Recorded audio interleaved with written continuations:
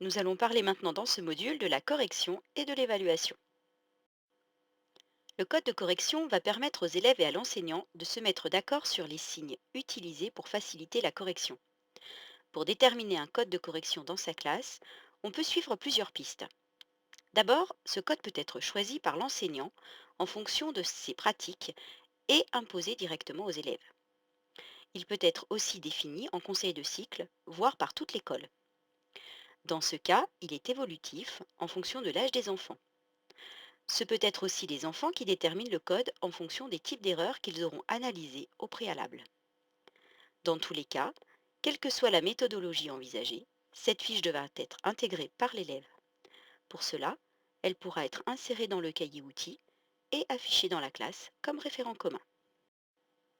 Les recherches actuelles insistent sur le fait que ce code doit être évolutif tout au long de l'année en fonction des nouvelles compétences acquises par les élèves. Il serait préférable que l'enseignant corrige dans la marge pour une meilleure prise en compte des corrections apportées. Voici un exemple de code de correction. Un signe est choisi pour chaque type d'erreur. Mais la fiche est aussi un guide pour l'élève, puisqu'elle va lui permettre de mettre en place des stratégies de correction de l'erreur en lui expliquant comment se corriger et où trouver des outils pour l'aider. Sur cette frise, vous pouvez voir les différentes étapes du projet d'écriture abouti. Dans ce cas, l'évaluation formative est faite en fin de projet. Elle est construite en fonction de la grille de correction et porte sur la réalisation du contrat fait avec l'élève.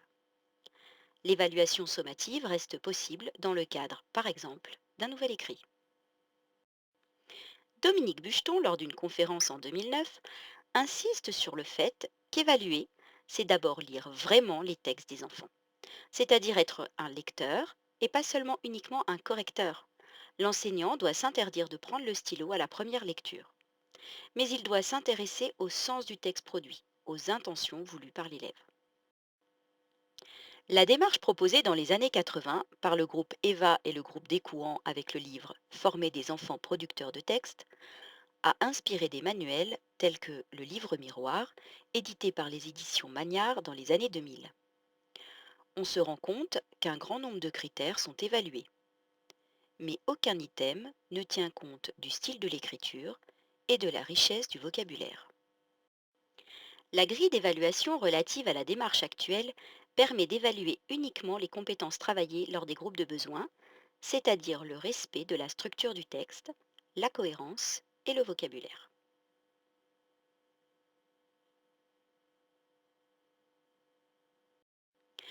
Voici deux écritures d'une lettre à des correspondants.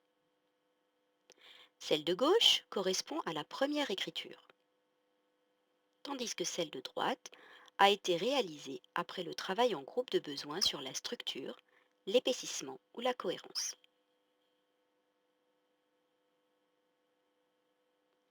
On voit bien sur ces productions l'évolution de la présentation en paragraphe et de l'usage de synonymes du verbe aimer. On peut faire les mêmes remarques sur ces productions d'une élève de CE2.